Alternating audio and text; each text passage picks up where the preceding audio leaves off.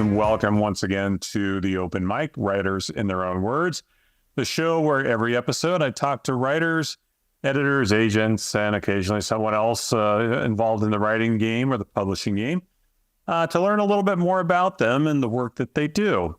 I am your host, Rich Eisen, and as I often have to remind people, no, not the guy from the NFL Network. This is my show. I like to say I am the original Rich Eisen. I'm older than him, though I like to also say we are both roguishly handsome bald guys, but that's for you to decide, not me. Today's show is, of course, available on YouTube and via all of the major podcast platforms. So if you want to watch it, you can watch it on YouTube. And if you prefer to listen, then you can catch it on whatever podcatcher you normally use. On with the show, because my guest today, I've had this run lately of debut novelists, which I really love talking to debut novelists. And my guest today had her debut novel, Obey All Laws, came out in January. It is the first in a new mystery series that I believe is intended to be 3 books, featuring Phoenix probation officer Casey Carson. I'm reading it right now. I can tell you it's a very fast-paced story with a great wry sense of humor that really pulls you in right away. I love that. I love the fast pace in particular. Things start happening from the get, and they continue on right all the way, which I love. I can also tell you it's getting really positive reviews. So I'm thrilled that she had some time here today to come talk with me about the book and maybe her next novel as well. So Cindy Goyette, welcome to the Open Mic. How are you doing today? I'm good. Thanks for having me. Absolutely. Well, let's start with the book, Obey All Laws. Tell us all about it. Okay, so I have been a probation/parole officer for most of my adult life. I retired recently, but I'm actually working again as a temp. They've brought me back. So there really aren't any books out there about probation officers. And I had been writing other stuff and it wasn't really going anywhere. And I thought, this is pretty good material that I have to draw from. So Casey Carson was born. She's a Phoenix probation officer. The book starts out with her going out to just a routine home visit that goes horribly wrong. And then her cousin is kidnapped, and there's a gang influence. And I actually used to have a gang caseload, so I drew on that. And it was just a lot of fun to write. It takes place in Phoenix. I worked in Phoenix for 20 years as a probation officer. So yeah, just drew on my own life, really. Well, it's interesting, because now anyone who's watched the show or listened to the show knows that I've talked about this a lot. My brother was a cop for a long time, and I had many friends in law enforcement over the years or other forms of first responders. And I've heard a lot of his stories, that's for sure. I know you say you had a lot of material to draw on here, but I'm curious how much of maybe Obey All Laws is based on real people or real events that you dealt with from those days? Well, I think it's more the atmosphere that I captured that's real. I started writing this so long ago that I was actually Casey's age when I started it. So it was a little bit, drawn from my own experiences, but really everybody in there is fiction. The stories, some of them I toned down, some of them I, wrenched up. I've never stabbed anybody in the eyeball with a key. So that didn't happen. But like the atmosphere of what it's like in the office, what it's like going to court, working with attorneys and judges and police. Casey's ex-husband is a police detective. And I actually was a police officer for a short time. So I've, done that side of the job as well. And I worked closely with detectives, so I had that to draw on. And maybe some of her ex-husband is stolen from a detective I worked with, but I'll never give the name or admit to it, really. Well, and I always wonder in these situations, if you have old colleagues or friends coming out of the woodwork and saying, so was that person based on me? absolutely. That I was talking to our firearms instructor, and he was retiring, and I was just saying, how much I enjoyed him as an instructor, and he was like, "I thought you hated me," and I said, "Why?" He says, "Well, I read your book, and you shot the character with my name, got shot," and I'm like, "I did? I didn't even realize I had used his last name. Might have written it before I even knew him. I don't know. I don't remember when I put that part of the book in, but it was just funny because he was sure it was about him, and I didn't like him, which wasn't true." That's funny. At the most recent Left Coast Crime convention earlier this year in Washington, Wanda Morris, they auctioned off character names for an upcoming novel of hers, and God, it was by far the biggest auction item of the night. I mean, it was amazing to me how many people were willing to spend serious money, at least what for me is serious money, that have their name used as a character in a book. So I imagine your colleagues probably brushing through real quick, just trying to see if there's a name you recognize, whether it's their own or someone else's. Right. I didn't do it on purpose. Let's put it that way. Well, now you just referenced that, you started writing the book quite a while back, and I'm curious because, and I ask every writer this, because I know what my process, how long it's been for me. How long from concept to completion and publication, I guess, was this process for you? Oh my gosh, forever. I like to tell it this way. I started writing this book when my daughter was 5, and she's 33 now. But it's a totally different book. And I took years in between where I didn't touch it. I was a single mom, working 3 jobs and, trying to write on the side, which didn't have a lot of side time. So it took a long time. And this version of the book, was much more recent, of course. So it kept evolving over time, and I had to keep up with technology because when I started it, we had pagers. So I had to make sure I took all that out. But no, it's been a very long process. I actually had an agent, and we tried to sell it for a couple of years, and it didn't sell. And then I submitted it to Level Best Books as like a last ditch effort, thinking, or I'll self-publish, And then I was lucky that the editor had actually done her practicum in probation. So she knew the world I was creating. And I think a lot of the people that read it, they were like, "It's good, but what's a PO? Like, who cares about a PO?" And I always thought, well, we deal with criminals, and it's such a different job because cops deal with people in the worst moments of their life, and then they're done with them. Whereas we have to keep meeting with these people even after you arrest them, and you have to meet them the next time and build rapport. And, so it's just a whole different world that hadn't really been examined. Yeah, you got to keep track of these people. Yeah. And it's a big deal. But parole violations are a big deal to these people. So yeah, they can be very dangerous when somebody thinks you're going to go back to prison. Right. Absolutely. Like I say, maybe that's the reason I'm drawn to crime fiction again, because I have family in law enforcement and that kind of thing. But it is true. I'd never seen any story where the protagonist was a PO, and it is a pretty dangerous line of work, actually. And I'm always impressed by the people that do it.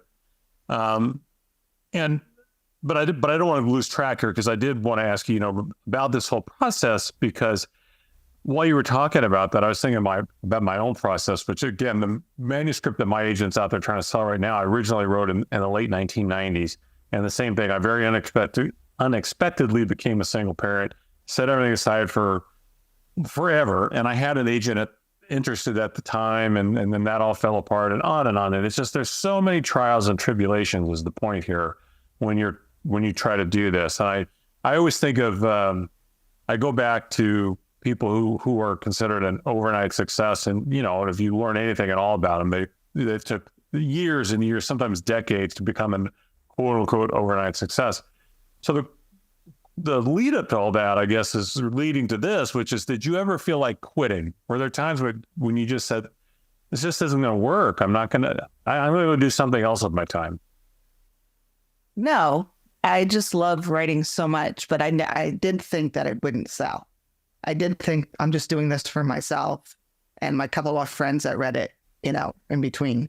But I did think I had to give up on the idea of actually being a published author, but I don't think I could stop writing. It's in me. I don't feel good. It's kind of like going to the gym.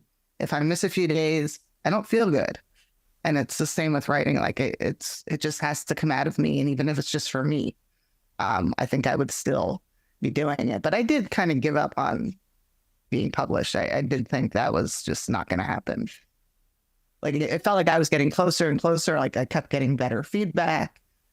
But like I have in this closet right here, there are about 5 novels that will never come out of that closet until we sell the house and have to move it to a different closet because they belong. And that's how I learned. I never even tried to sell those. So, I have read some high-level agents, editors say, nobody should ever start out trying to write a novel. They should write short stories or essays or something because novels are too hard and they can frustrate you. And I can understand that perspective, but something you just said really resonates, which is they're a great learning tool. You essentially have to teach yourself how to do this very difficult, very time-consuming, very emotionally encompassing thing to completion. And the only thing I can compare it to in some ways is when I wrote my master's thesis, that happened the same year that I was getting remarried and my daughter was graduating high school and doing the college tour and everything. So it felt like, these massive life events were all happening all in this short amount of time while I'm trying to write a thesis. And that's what writing a novel feels like to me to some extent. And so I mean, maybe just expound on that whole thing about, what did you learn about yourself as a writer and your process, or, and how did you learn? Was it from forensically reading other novels that you liked? Were you reading craft books? Was it just looking at your own stuff and deciding, hey, this is crap, I'm going to start over? I mean, how would you describe the learning process that you went through with those novels that will never see the light of day? Well, I belonged to critique groups for most of my adult life. So a lot of that came from there. Like I remember going to my first critique group and the woman who ran the group was actually shaking. She didn't want to show me how many errors she found and, things to change. And she used a red pen and I couldn't even see the ink from the typewriter at the time, whatever, through the red because there was so much. She was so nervous to tell me. But I just kept listening to her. She was a wonderful editor. My brother was actually an editor. He worked at newspapers. My family's a newspaper family, so I've always been around books and all that. And yeah, I do read craft books. I took a screenwriting class, but mostly it's just from doing and trying again and again and again and reading a lot. And, now I have a lot of critique partners that are, some of them are published authors too. So we go back and forth and I learn, constantly. I'm learning, more, show, don't tell, and just the basic stuff. But plotting a story is still a mystery to me. I'm a pantser, so that means I write by the seat of my pants. I don't have an outline or anything. So I'm trying to outline book 3, and that's like a totally different experience for me, and I'm really struggling with it. Plotting is miserable. That is the worst thing in the world for me, and I think for a lot of writers. And I enjoy writing characters. It sounds like you do too. Why is plotting so damned hard? Because it really is. And I'm a journalist by trade, so maybe I guess my presumption is with law enforcement, you're so used to writing the facts in this very linear fashion, because that's what you're supposed to do. You're not supposed to embellish and Right. create things. I'm the same way. But I mean, it's torturous. Right. And that's where I'd struggle, because I am used to just like I'll get a novel done and I'll have like 40,000 words. It's like, well, this isn't long enough. And then I have to go back and layer all the, the descriptions and all that just don't come naturally to me. But yeah, the plot, I mean, you think about it, you're not only committing a murder, you have to solve it and Right. play with these red herrings, and it's not easy. And thankfully it kind of takes care of itself. I don't think, Right. yeah. Well, I'm kind of obligated to ask this question, which is, how much is your protagonist, Casey Carson, like you? Well, she's much braver than I am, that's for sure.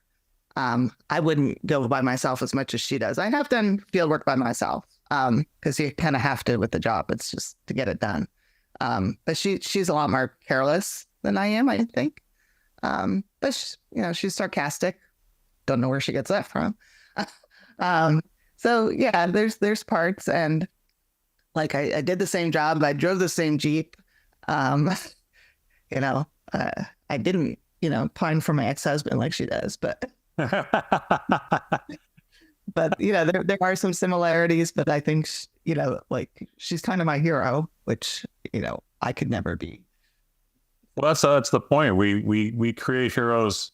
Maybe they're based on us, but they're on that version of us that we would like to be. That's the best part of writing. You get to do that. You get to create. Right. I don't have the guts to be her, but yeah. Yeah, I love that. Well, now you mentioned the sarcasm. So again, I have a lot of law enforcement folks that I've known in my life, and other first responders in medical field and other places. And I think the one thing I've always noticed that they share across all these different jobs is a very dark sense of humor, which I always taken as a coping mechanism for dealing with the worst that humanity has to offer you. Did you find it to be the same thing, that having a lot of dark humor in your world? Oh yeah, you have to laugh at horrible things, or you're just not going to be able to function. But yeah, I actually cleaned up Casey a little bit, because I think it could have been a lot darker, but I wanted to kind of keep it some humor. When I was first writing it, I was really into Janet Ivanovich, Stephanie Plum books. And so I think that influenced my writing style quite a bit. But I tried not to go too dark, because it can be. I mean, some of the stuff, it's just not appropriate for most audiences, what we laugh about. Yeah, I always, again, longtime listeners probably heard me tell the story, but I had a sister-in-law who was a neonatal ICU nurse. And she kept talking at a gathering one time about talking about some of the work, but she kept referring to FLKs. And I finally said, okay, I don't know what that is. What's an FLK? And she said, oh, funny looking kid. And it was because they got preemies, and, sometimes they look a certain way because they have a very significant health issue of some kind, or whatever. They're not developed properly or whatever. But no, this one was just like kind of an odd looking baby, right? And I thought, oh, kind of, at the time I thought, oh my God, that's horrible. But then you realize, well, if you deal, because how many of the preemies didn't make it? As at that time, this was the early 1980s. Thankfully technology gets better all the time and everything, but they still lost quite a few. And I mean, I just always thought, well, that's true. If you didn't have some humorous way of coping with that kind of loss, I don't think you could function. You can do that job. You noted that Casey also deals with flirtatious felons, or maybe you dealt with, I should say, flirtatious felons as part of your background. And that, of course, caught my attention. Please elaborate a little bit on dealing with flirtatious felons. Are you saying that you had people men, I'm assuming, trying to use some kind of wiles on you to go easy on them? Well, yeah. I mean, I had one guy ask me out, and not only was I married, but no, I don't date felons as a general rule. and it's frowned upon, in the department. But he asked me, and he was also a heroin addict, and so I just wasn't interested for so many reasons. But yeah, they did, when I was in my 30s, maybe not now so much. But yeah, and some of them are real charmers, and it sounds like you're stereotyping, but like the white collars, they're very charming. That's how they get their victims. So yeah, I've had them try to get over on you, but I think it generally makes you more suspicious if they're being too nice. It's a red flag. My daughter was a mental health specialist, and she worked in the San Mateo County jail system for about 6 years. And she said the same thing.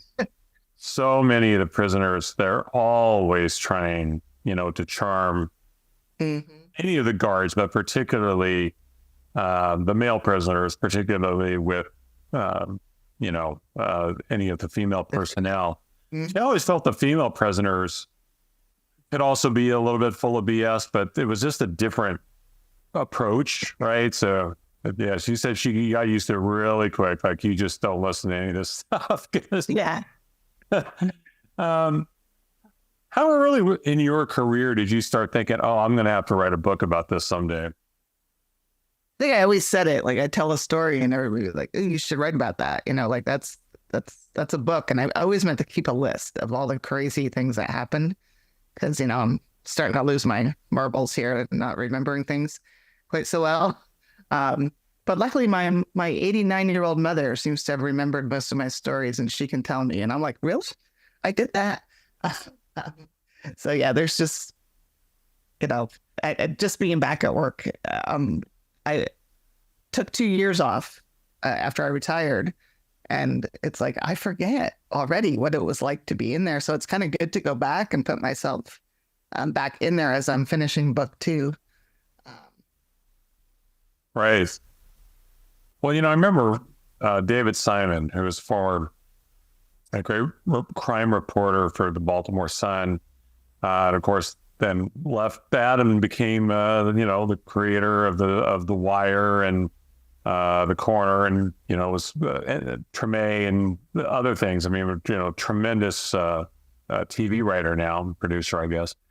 But he always said that there were things from his career that were so unbelievable that he didn't even put them into fiction, even though they were absolutely real. These things happen. But he said the average person only has so much sense of disbelief they can let go of. Did you find that too, that there were things from your career, like, you've referenced the crazy things multiple times here.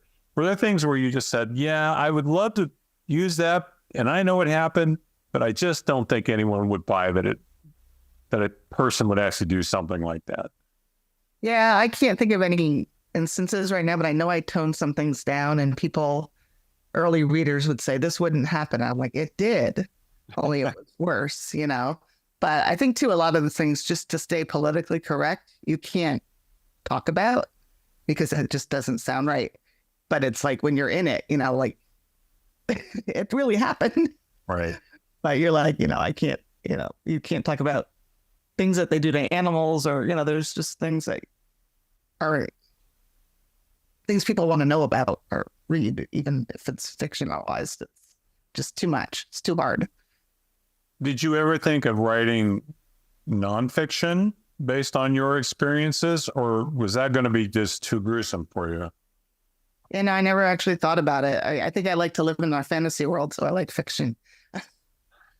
And that way, you can't be blamed, really. It's like, I made it up. Right.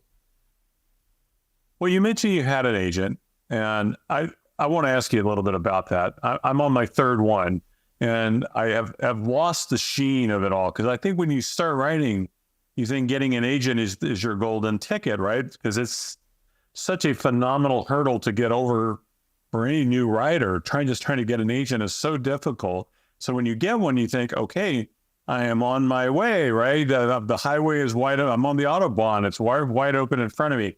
And we often, sometimes it is, but we often find out, not so much.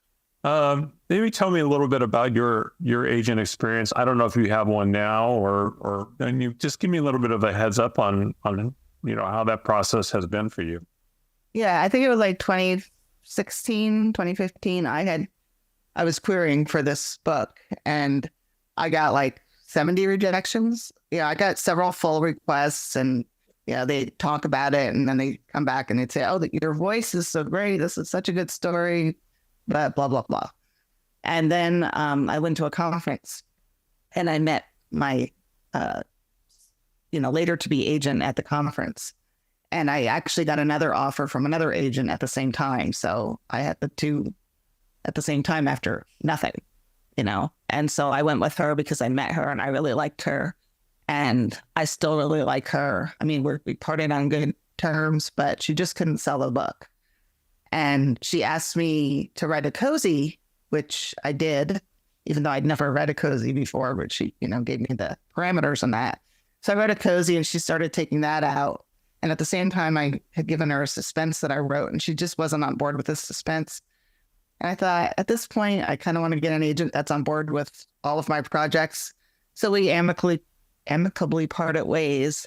And that's when I just sent it, the book in one last time and I got a 3-book deal. And then they actually picked up the cozy as well, which will be coming out in May of next year.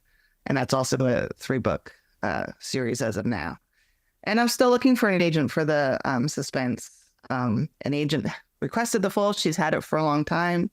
Yeah, I don't know that I'll ever get an agent again. I'm not trying that hard because I have these 5 books at this point to get out. So I'm kind of busy. Yeah. I'd like to have an agent again someday. Well, that's for an unagented writer. That's really impressive. So kudos to you. What has been maybe the biggest surprise that you've encountered along the way in this process? I don't know if it's a surprise, but just after the book comes out is the hardest part, I think. And just doing events and, knowing how to get people to read it is just the hard part. But it's also been so much fun. And I'm not trying that hard because I'm still working in that. I just don't have that much time. But I'm done in a week. Next week's my last week. So I'll be back to writing full time. Now I lost my train of thought. Sorry. Oh, I was asking if there was anything that was a big surprise for you. But my favorite part is book clubs. And I didn't even think about that, but I've been going to book clubs and that is so much fun. And I didn't expect that.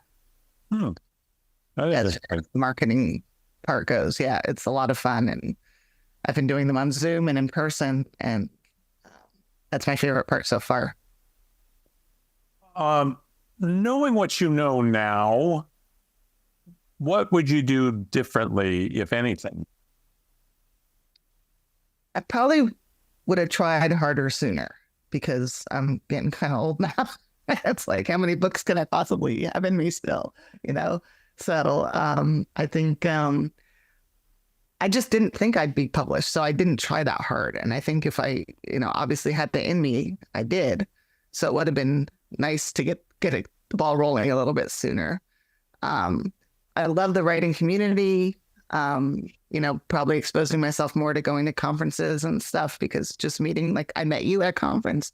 And it's just, putting myself out there more, I think, and, getting involved because that's how you learn. You learn from others and just talking about it and normalizing what you're going through. Like it seems so secretive sometimes. It's how people got their deal or like it's magical.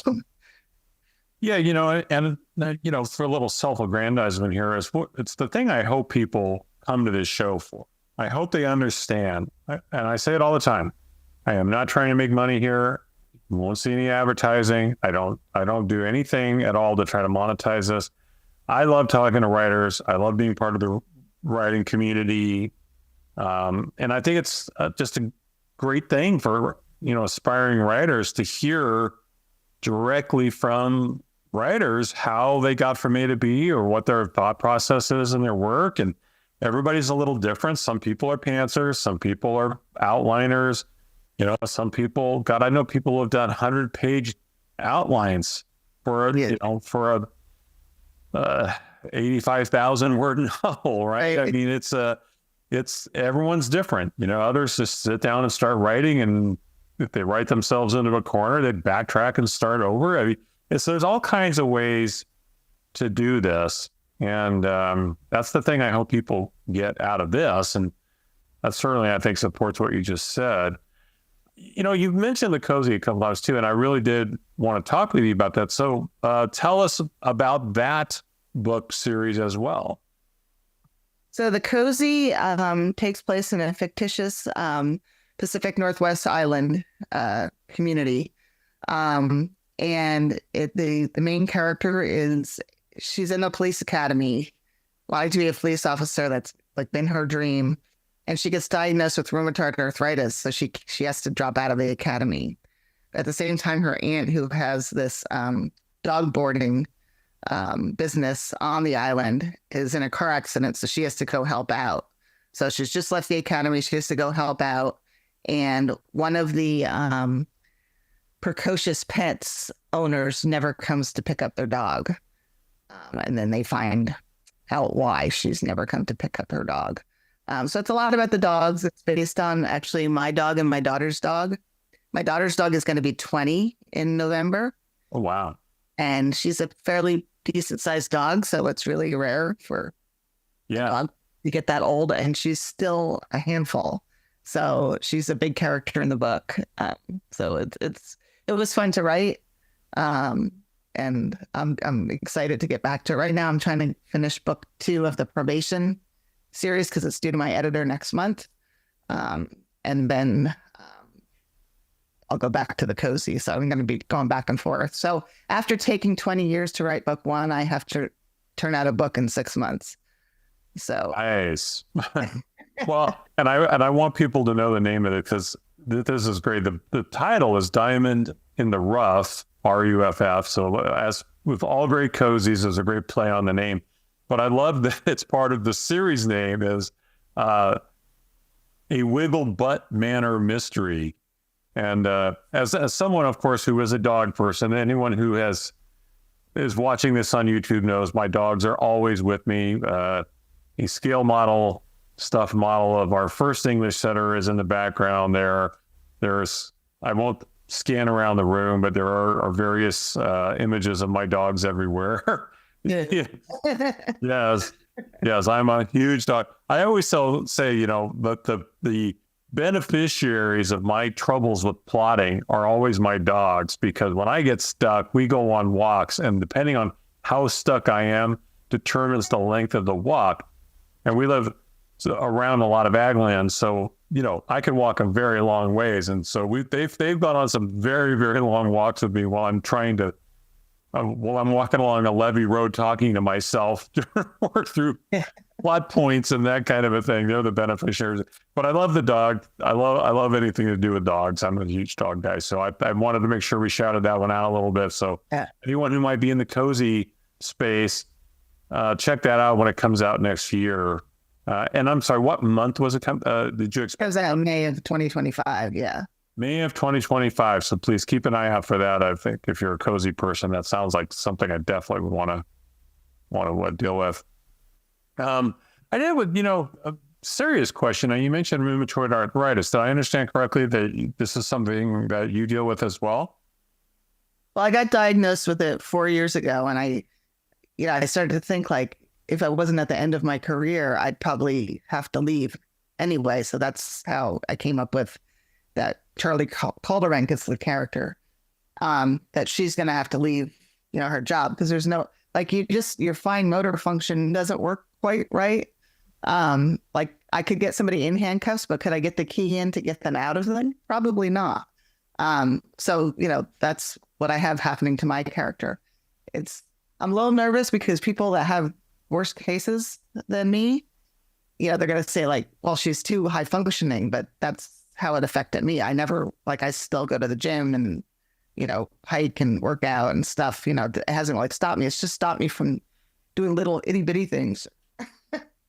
Well, it caught my attention because I had a neighbor for a long time who suffered from rheumatoid arthritis, and I've got arthritis, several joints, but I have it in my hands, and a couple of from various, I've broken fingers and things like that, and anytime you do that, a joint's going to eventually develop arthritis, especially as you get old.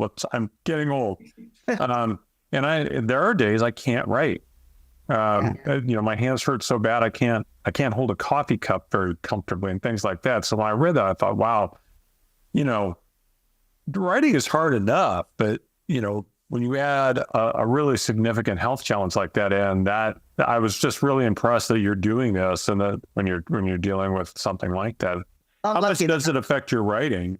Yeah, it was at times it was really hard to type. Yeah, it would get painful. But I'm either in remission right now or they misdiagnosed me because I'm doing pretty good right now. So I don't know, but it's another thing like the probation that I'm excited to bring to light, because a lot of people don't know a lot about RA. They think it's just arthritis, and it's a lot more than that. Like it can affect your heart and your lungs and everything. And like I said, I'm hoping that I was misdiagnosed and that I just have arthritis. But at least I educated myself a lot. I was on the meds for 4 years, whether I needed to be or not. And so I'm just trying to bring that to light as well. And that my character's young. And one of the editors at Level Best Books had said to me, she's too athletic. She's too young. And it's like, no, it affects kids. It's another thing, because my books are just fun. They're, entertaining, but if I can bring like a little bit of reality in, I think that's a good thing. Yeah, recently had an author on, another debut author, Sagi Schwartz, who's a mental health professional, and that was part of what she wanted to do, was to bring certain particularly dealing with eating disorders, working that into a story, of course wanted to tell a high, fast-paced thriller, but also to work in a real-life issue that affects lots and lots and lots of people. And, I think that's great. I really do think that's great. You've done a great job of highlighting a portion of law enforcement that doesn't get a lot of attention, and, challenges that people deal with. I think it just makes it more relatable for a lot of readers, because, everyone's got something. That's how it works, right? And if you're alive, you're dealing with something. That's how it works. But, They say write what you know. So write what you know. Well, I like to end the show on what I consider to be a fun question. I hope it's a fun question. I mean for it to be a fun question. And so, if you've watched the show, you know what it is. I'm gonna offer you 3 people, and I have the omnipotent power to put you together with one of these 3 people to have a conversation or drinks or whatever the heck you want. And there is a theme. There is a theme here. Now, this one may not be quite as obvious, because I didn't want was going to throw you a little bit, but there is a theme here. So if you don't get it, I'll reveal it. But you tell me who you would choose and why. And the options I'm going to give you are Henry Berg, who was the founder of the ASPCA way back in the 1860s, the late great cartoonist Charles Schulz, or Elizabeth Taylor. Oh. I shouldn't have to tell anyone who Elizabeth Taylor is. Who of those 3 would you choose, and why? Well, I believe Elizabeth Taylor had Cocker Spaniels, which is my dog of choice. So we could talk about that. But I think I'd have to pick the first guy, Henry, just because I would have a lot of questions about how he came about doing that, because I don't know about him. And I think that would be fascinating to like how that all started, the ASPCA. So there you go, Henry Berg. Good choice. I will say yes, it was the dog connection, obviously, and also something that I didn't know. I knew about Elizabeth Taylor and Cocker Spaniel. So yes, that was and of course Charles Schulz with Snoopy. But I did not know that Elizabeth Taylor was in the very first 2 Lassie movies. Oh. Before there was a TV series, there were the movies. And before the movies, there were novellas and short stories and other things. Lassie dates back, of course, we here in America, we think of Lassie as being very American, but it's actually based on a novella that came out of England in a long time ago, again, back in the 1800s. So it's got a very long provenance. But the first two movies, Elizabeth Taylor was a star in the first, one of the actors in the first two Lassie movies. So, I was at the farmer's market yesterday, and there was a collie, and an older woman said to the person walking the collie, "Oh, is Timmy stuck in the well?" And the kid looked at her and he goes, "What?" And she goes, "Oh, I guess you're too young to know." That does tell you are of a certain age if you know what that means, and of course you and I do, obviously. So that's pretty funny. I love that, actually. It's hilarious. Well, Cindy Goyette, thank you so much for coming on the show today. I really appreciate it. I encourage everybody to go check out Obey All Laws. It's a fun read. It's a fast read. I'm plowing through it right now. Really good stuff. Thanks for coming on. I want to ask everybody too, if you haven't done so, please hit subscribe, whether you're on YouTube or whether you're on one of the podcast platforms. Please hit subscribe. Or if you'd really be so kind as to share news about, if you liked this episode in any way, please tell people about it, maybe one person at least, especially if they're an aspiring writer. I like to think we provide a lot of fun and information about writing here on this show, and that's the whole goal here. So maybe share this information with somebody, or you can leave me a nice review. That'd be great. That helps other people find the show. Or, do whatever do. That's all I can say. The last thing I will leave you with is the same thing I leave you with every time, which is tomorrow is not promised to any of us. So please, whatever you do, make today count. So for my guest, Cindy Goyette, for myself, for my two crazy ass English setters hiding right here somewhere, this is Rich Eisen, and this has been the Open Mic Writers in Their Own Words. I will see you next time.